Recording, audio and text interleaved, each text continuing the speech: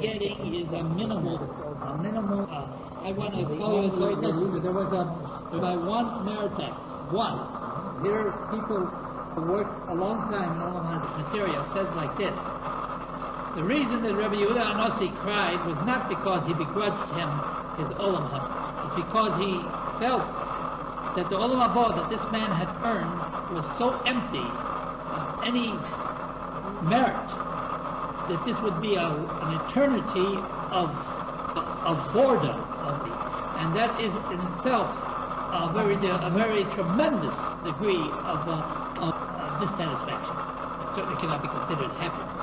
Haba that's worth the name, it's got to be an Olam Haba that has, and that only can be acquired by Torah and mitzvahs of the individual himself personally engaging in them. Of all the ramifications of happiness, has chosen not to let us know this information.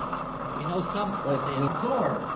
But I'm not saying that this is exactly the case, but it's something that you can compare one with the other to try to again absorb. Explain to you obviously the pleasures of Olam Haba, the spiritual, and it's a different plane, and it's really something that we may not be able to comprehend.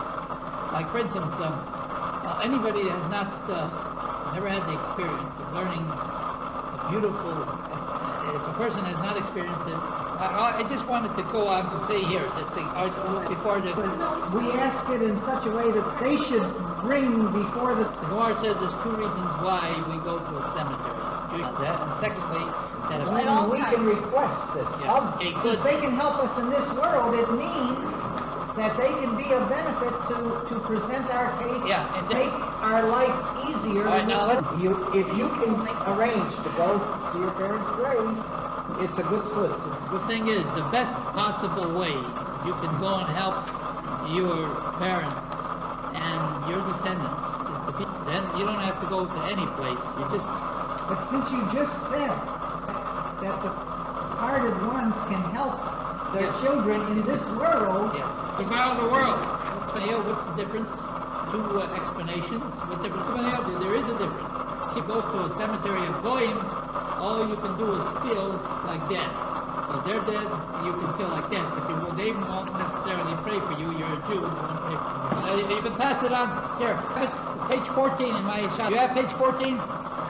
In the Mishnah that we find here in the tract in the Loni Zohar does not mention anything to going to a cemetery.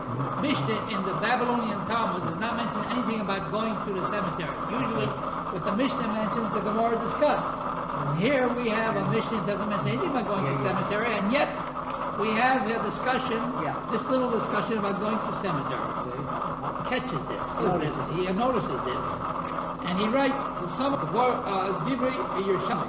They're depending on the words of the, in other words, as you know, the set of Mishnayos for the Jerusalem Talmud and the Babylonian, they were both made by Rabbi Yehuda the Nossi and his Bezdin.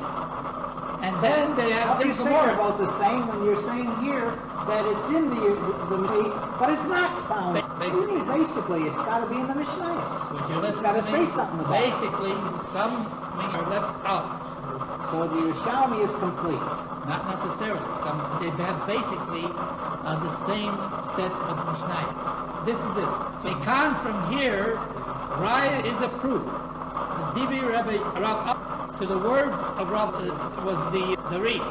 The reef that made that he lived. He was 2 generations before Rabbi established the yeshiva in southern Spain, and he had a monk that was one of his top Talmud the year 1000. This is a proof to the words of Rabbi stood right after of the period of the Gaonim in the Babylonian. It was the end of that period of the center of Jewish culture in Babylon, and it was shifting now to Europe.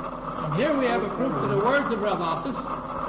This made Talmud. It was already put in order before they finished up the Babylonian Talmud. In other words, the Babylonian Talmud came later. Finished the work before, as you recall, I mentioned to you that the Mishnayos, in the order we have them today, came on the scene in the about the year 200, the common era, under Rabbi Yehuda Amasi and his Bezdin. And then about a century and a half later, there appeared the Yerushalmi, and then 2 centuries after that appeared the Babylonian. Yeah, that's why the Babylonian Talmud, if there's a dispute between the Babylonian Talmud and the Yerushalmi Talmud, the halacha is like the Babylonian Talmud. It's on the Babylonian Talmud. This is in other words, the final word as to we do not accept the authority of the Yerushalmi if it disagrees with the decision of the Babylonian. It has the later authority and it's accepted. Also in the Hosforas, they brought in all the reasoning to Yerushalmi. They called out all the portions of Yerushalmi that has a proper halakha. The majority of the Babylonian Talmud came, so the concepts there. They spring up from there.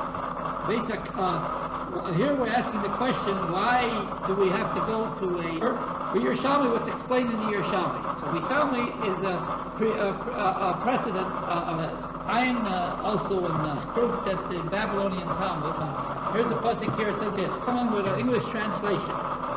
Read it. For it is no vain thing for you, because it is your life. And through this thing ye shall prolong your days, upon whether you go over the Jordan to possess it. It's not a thing empty from you. Well, why can't we just say the phrase, it's not a thing that's empty. It's not empty because it is your life. Why does it use the word mikem, from you? You still haven't found the pasuk? It was empty, there was no water in it. Right, yeah. It's no empty thing for you, mikem. The word mikem is a little extra from you. Sir. It's not necessary to give the concept of the fact that the Torah is full. So it says like this, the Torah Tamim is quoting a Yerushalmi. Rav Mona says this, it is not a thing that's empty. And if it is empty, it's from you. It's from you. If the Torah, it's from you. Why would it be empty, the Torah? Because you're not working hard in the Torah. That's why it's empty from you.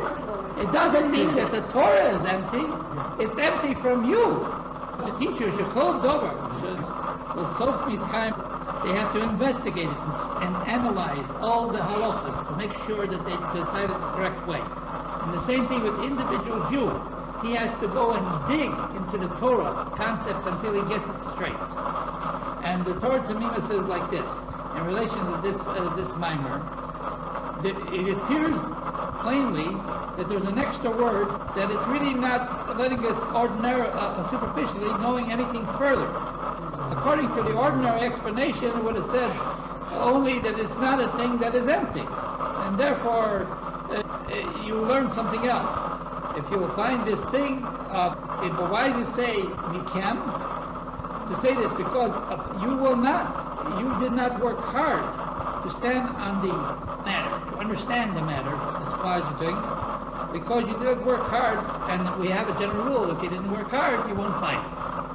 Yagati, if a person says, I worked hard, and Matzasi, lo yagati, Matzasami. If a person says, I did not work hard and I found it, don't believe. Because the only way you get the true knowledge of the Rebbeinu Shem's Torah is if you really sweat at it. Anything that the Bezdin does not put their efforts into, every time if they put in their efforts into to try to understand on the true subject matter, true understanding of the halacha, they will retain this knowledge. And the Yerushalmi comes to there that it will remain in their hand as something that was given from Sinai. And it's trying to tell about defining the real truth of the matter. It says like this. It goes on to say that it is not a empty matter. It's your life. When is it your life? The time that you work hard at. Then it becomes a part of your life. If it is empty from you, hard enough on the Torah. And this, he says here, it is your life to say. The understanding of the Torah is your life. If you don't understand the Torah, you can mess up your opportunities. You can miss your opportunities. Yeah. Because the correct understanding cannot come to you without really applying yourself or working hard. And so therefore, it is in truth your life. the time that you work hard at it, then you will come to the true understanding of the God's Torah. If God forbid you don't work hard at it, then you will not. No, it doesn't matter at all. As a matter of fact, we have a thing. The person that doesn't push time, they're born arrogant. The time doesn't push him. God gives him enough time to do what he has to do.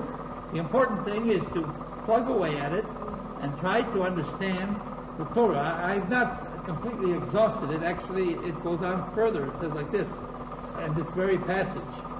It's no empty matter. Then he quotes the mission that we've been talking about in Peah, first mission in Peah. These are the things the person needs to fruit of them in this world, and the fruit and the honoring your father and mother, being acts of kindness, and bringing peace between your man and fellow man. And Talmud Torah is in Shema. This is not an empty thing from you. That's talking about Talmud Torah, because as we mentioned, without learning the Torah, you can't do anything. This is your life. What is your life? That's talking about kibbut aveim, that you have a life in the world to come. If you yomim, and this way you will have length of days. Also, gemilas chasodim. Gemilas chasodim is compared to kibbut aveim, chaim, tzedakah v'kavod. Dama upon the earth. How can you go and what does it mean if you bring peace between your fellow man that you will live longer on the earth? It's very simple. In fact, Yerushalayim was not destroyed. The Gemara in Yuma, Test on a base. And so therefore, we learn if you make peace, you don't have to, you hate each other for no reason. You hate people for nothing. It's not proper for Jews to hate other Jews for nothing. And if you can make peace between you, even for something, it's better that you make peace. If you become knowledgeable and you understand how people are and everything, then perhaps you can make friendliness between them. And it is considered a proper way of drawing show. All right, we'll hold at this point here. Any other questions in the Hazenu? In fact, I'll give you a break. I'll give you a choice. We can continue learning more.